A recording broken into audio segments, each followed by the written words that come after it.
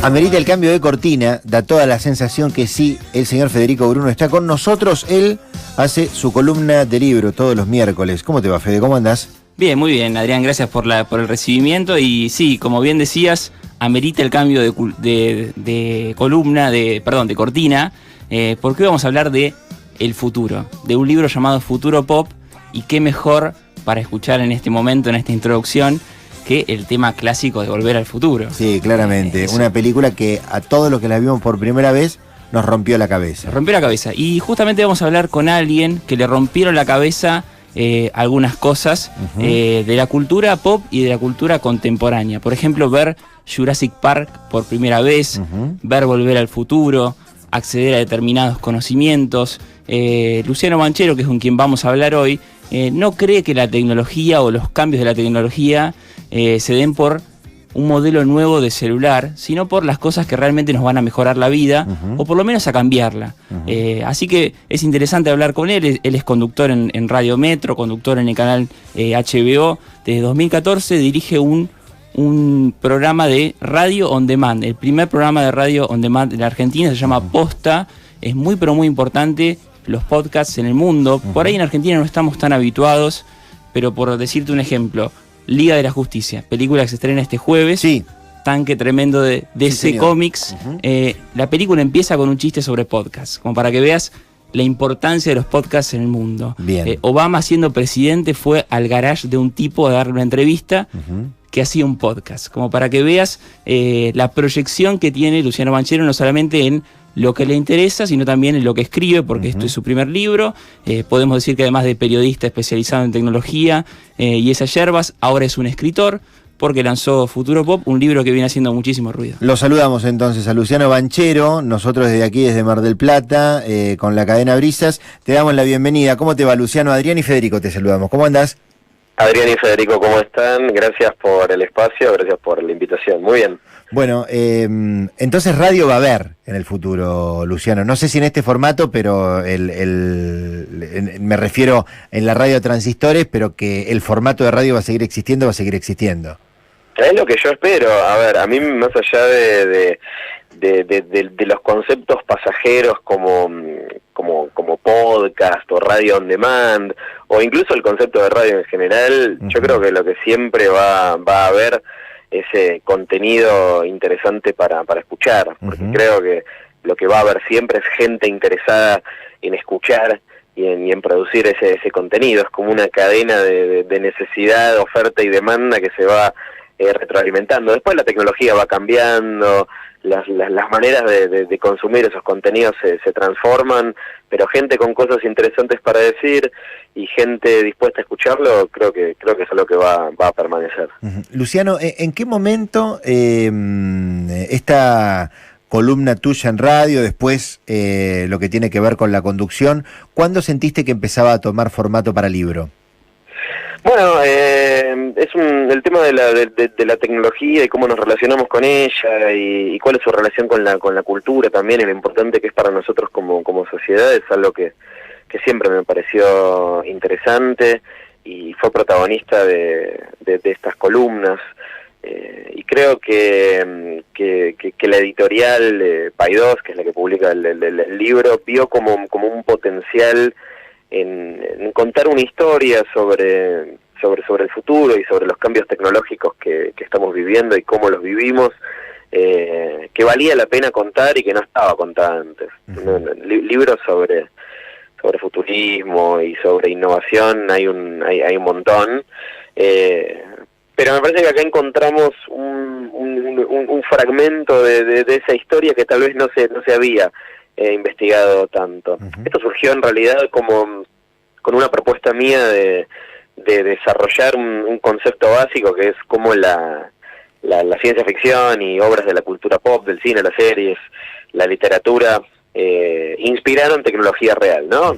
Cosas que vimos, por ejemplo, en Volver al Futuro, que se terminaron convirtiendo en realidad. Por ejemplo, algo que aparece en el libro, el tema de la patineta voladora. ¿Por qué la patineta voladora obsesionó a tanta gente? ¿Por qué no la tenemos hoy? Y las historias de las personas que quisieron desarrollarla. Por eso terminó siendo apenas un fragmento de algo que me parece más grande e interesante, que es la idea del futuro en la cultura pop, cómo va transformándose la imagen que proyectamos del futuro en las películas y las series y los libros, y al mismo tiempo qué dice eso de nuestro presente, ¿no? ¿Por qué Los Supersónicos es una postal de la década del 60, igual que Viaje a las Estrellas? ¿Por qué Terminator es una película decididamente ochentosa en su concepción de futuro?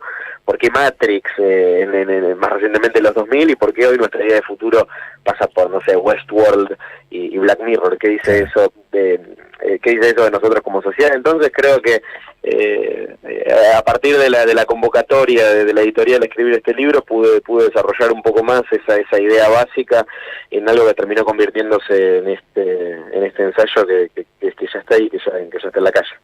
Luciano, buenas tardes y bienvenido al mundo de los escritores, porque leyendo el libro nos encontramos con muchos chistes que estamos habituados a escucharte decirlos, conocemos tu sentido del humor en radio, en tele, y ahora lo vemos condensado en unas páginas o en algunos capítulos. Como bien decías, de la capacidad de percepción, por ir a un ejemplo, vos decís que Carl Sagan no es alguien que tenía una especie de manuscrito de qué iba a pasar en el futuro, sino que era una persona muy inteligente viendo las cosas que estaban a su alrededor, y de esa manera hay algunos capítulos o algunas cosas donde vos dejás entrever cosas de tu propia vida y de tu infancia. Pero vamos a lo importante. ¿Cuándo vamos a sacar la licencia para conducir patinetas voladoras? El tema con la patineta voladora es que no, a ver, hoy lo que se está desarrollando, vamos en realidad para atrás, vamos a volver al futuro 2, ¿no? Lo de la patineta voladora es claramente un chiste en el que hay como una parodia exagerada de una escena de la película anterior. Vieron que, si vieron Volver al Futuro 2, vieron que en un montón de escenas, como pasa con varias secuelas de películas, es de alguna manera un espejo de la primera, ¿no? Entonces acá hay como toda una exageración, escenas que vimos en 1955 y en 1985, ahora la estamos viendo en 2015, 30 años en el futuro. Entonces la manera que tuvieron de reproducir una persecución en patineta fue decir, bueno, vamos a una patineta voladora, pero ahí en ningún momento dijeron, Volver al Futuro es una comedia, no es una película de ciencia ficción, entonces no se preocuparon demasiado por ver cuál sería la manera científica de hacer flotar, de hacer levitar una patineta. Lo que me parece maravilloso es que haya gente que sí se dedica a la ciencia, que sí se dedica a la producción de tecnología, que viendo eso diga, bueno, ¿por qué no pensamos de verdad cómo se puede hacer realidad este objeto? Y la gente que lo desarrolló o intentó desarrollarlo, hay más de un proyecto relacionado con esto, usa una tecnología llamada levitación magnética, que es la tecnología que utilizan algunos trenes de alta velocidad en algunos países de Asia, que no se deslizan sobre carriles, sino que lo que hacen es, con una serie de imanes, levitar, elevarse sobre el suelo, algo que los hace alcanzar esa velocidad. El tema es que para desplazarse, para aplicar ese concepto a una patineta, vos tenés que deslizarte sobre una superficie magnética, o sea, no la podés usar en la calle, no podés salir de tu casa con la patineta. La única manera hoy de usar una patineta voladora es teniendo una superficie magnética y usándola ahí arriba, lo cual está muy lejos de lo que te muestra Volver al Futuro, y lo que hace que impida que hoy podamos conseguir un juguete así en cualquier tienda. Luciano, ¿crees que hay una sobredimensión de lo que es la Internet? Porque muchos, si hacemos una retrospectiva del cine, la televisión, los grandes inventos que vimos, por ejemplo la patineta, por ejemplo un zapato que funcionaba como teléfono, son todos inventos que carecen de Internet. ¿Crees que está sobredimensionado lo que pueda llegar a influenciarnos Internet para lo que son nuevos inventos? Creo que sí, que no a la vez. Por un lado, hoy tiene una importancia gigantesca. Es como hoy pensamos en Internet, obviamente considerando un contexto en el que nosotros somos afortunados y tenemos Internet. Hay un montón de gente en el mundo que no tiene acceso a un montón de cosas, incluyendo a Internet, pero nosotros dentro de este ámbito, en lugares urbanizados, con acceso a Internet en datos móviles, Wi-Fi y demás, es como pensar en no tener Internet, es como no tenemos oxígeno, ¿viste? Es como a veces estamos, no sé, acá en Buenos Aires en el subte y no hay Internet, y es como tipo, ¡buah! ¿Qué hago en estos 2 o 3 minutos en los que no tengo Internet? Entonces nuestra relación con eso es desmesurada, y al mismo tiempo me parece que todavía ni siquiera vemos la punta del iceberg, ¿no? De nuestra, lo que hablábamos, que a mí me parece realmente fascinante de esto, que es nuestra relación con la tecnología, lo que nos pasa a nosotros y cómo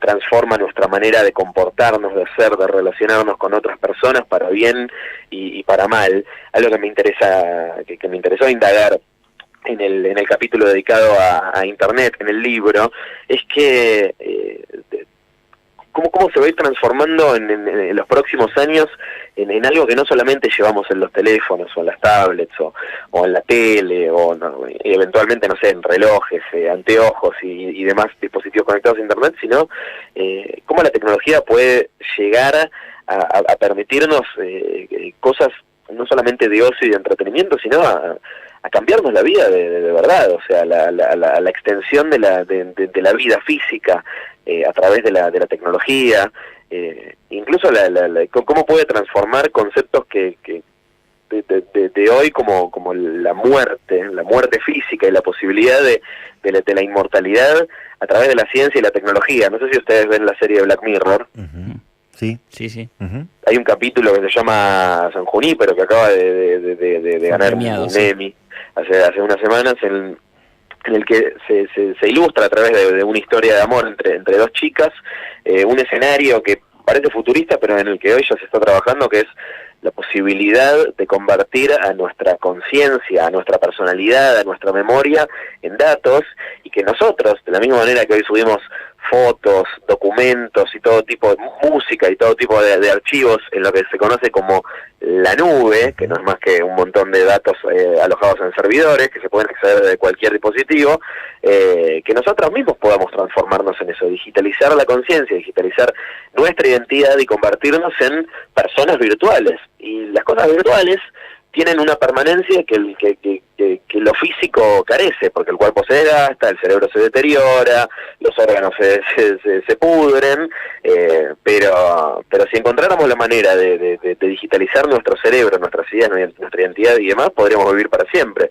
Y esto, que es algo que suena como ciencia ficción, te digo que hoy tal vez es más ficción que ciencia, pero se está trabajando en esto. Entonces, por eso digo que recién estamos viendo los primeros indicios de cómo la tecnología nos puede cambiar la vida. Hoy es una cosa de entretenimiento, una cosa de ocio, pero yo no sé si vamos a llegar a ver el alcance real que tiene la tecnología en nuestras vidas. Creo que es algo que va a ser realmente importante en las próximas generaciones. Luciano, en el libro vos girás por muchísimas teorías conspirativas, por citar solamente una: ¿el hombre realmente llegó a la luna o no? ¿Cuál de ellas es la que te presentó mayores desafíos a la hora de escribirla y plasmarla en este libro llamado Futuro Pop? En realidad no fue algo que fuera un desafío o una complicación, sino que me parecía interesante tomarlo como punto de partida para establecer mi tesis, ¿no? Si voy a hacer girar el libro alrededor de uno de los pilares, sin duda, es el potencial humano, ¿no? Y a dónde llegamos con nuestra curiosidad, tanto en la cultura pop como en la tecnología. Es un libro sobre el potencial de la imaginación. Y para mí la teoría conspirativa de que la humanidad no llegó a la luna y que en realidad era todo un invento, era una película y bla bla bla, a mí me antipatiza profundamente, más allá de lo graciosa e interesante que pueda resultar como anécdota o como disparador de conversación. Es como algo que me parece anticiencia, ¿viste? Es como, me parece que es algo que se opone a la idea del progreso científico. Además de que hay mucha más evidencia de que es un hecho que ocurrió que no. O sea, la persona que dice que no llegamos a la luna, o sea, está eligiendo creer en una conspiración sin tener demasiada evidencia. Uh-huh. Entonces me pareció como un punto de partida interesante para hacer mi planteo. a mí las teorías conspirativas me parecen divertidas, como te digo, como algo anecdótico, no me parece que sea algo que merezca mayor de debate, como ahora está como medio instalada otra vez, algo que me parece absurdo, no sé si lo escucharon, el debate de si la Tierra es redonda realmente o si es plana y la NASA nos está engañando a todos. ¿Lo conocen ese debate? No lo había escuchado, pero sería una maravilla, ¿no? Digamos.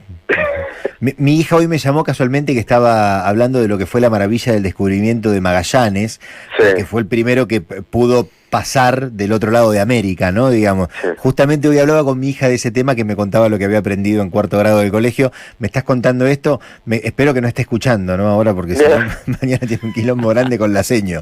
Pero bueno, Luciano, en la parte final, 2 cuestiones. En el libro haces mención también a muchos que en su momento predijeron cosas, ¿sí? Autores que predijeron cosas que después ocurrieron en el futuro. ¿Cuál es tu preferido, si es que lo tenés? Mirá, para mí Julio Verne es como la base de todo, es como un tipo que se adelantó no solamente a creaciones que vinieron mucho después, quiero decir que se adelantó probablemente en un montón de sentidos, las inspiró, claro. Porque también hay casos en los que las personas que se dedican a la ciencia son grandes consumidores de literatura. Entonces me parece que incluso se anticipó al nacimiento del género de la ciencia ficción. Bien. Ahí hablo de la Santísima Trinidad de la ciencia ficción. Verne es uno de los integrantes. Si bien no es exactamente ciencia ficción lo que hace él, sin dudas es de los primeros en imaginar estos inventos y pensar cómo vamos a vivir en el futuro. Hay un montón de cosas que no pasaron, obviamente, pero él es uno como pionero, es uno de los que más me asombra. Y después algo que me genera mucha fascinación es la obsesión que tenemos con Volver al Futuro, con la segunda. Si bien para mí es mejor la primera, me gusta más la segunda personalmente, porque es es una de las cosas las obras que despertaron mis inquietudes personales y mis obsesiones y mi curiosidad, y el futuro ochentoso exagerado que muestra, y toda la obsesión que generó, que creo que se quedó de manifiesto completamente hace un par de años cuando se cumplió la fecha, ¿no? Claro, sí, la película. Sí, evidentemente. Con las zapatillas que se atan solas y la patineta y demás. Esos son, creo que, dos de los que más me fascinan, que más me interesan, y por eso son protagonistas del primer capítulo del libro, donde establezco la tesis, ¿no? Bien. Que en realidad no es tanto un libro sobre el futuro, sino sobre el presente y qué estaba pasando en el presente de cada uno de esos creadores, ya sea de historias o de tecnología. Bueno, nada, es un poco lo mismo de alguna manera, ¿no? Sí. Luciano, y en el final la última que me queda es ¿dónde conseguimos las remeras? Porque la tengo a la productora Mónica, que está desesperada con respecto al libro, y dice, bueno, quiero una remera, bueno, decime dónde las conseguimos. La remera, si la quieren, me pueden buscar las redes sociales del libro, es @pop, futuro pop. La remera no está a la venta, las mandamos a hacer para las presentaciones del libro.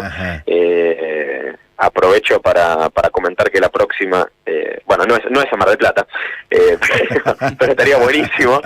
La próxima es el 11 de diciembre en mi librería favorita, se llama Eterna Cadencia, es una librería de Palermo, así que ahí estaremos presentándolo, y seguramente ahí se van a poder conseguir remeras. Si alguien viene para acá, ahí hay remera, y si no, hablemos en redes sociales, que seguramente algo vamos a inventar, es @pop, futuro pop. Dale, ahí lo tenemos en cuenta. Y por qué no, tal vez a partir de esta charla, pensar, Luciano, en una presentación del libro aquí en la ciudad.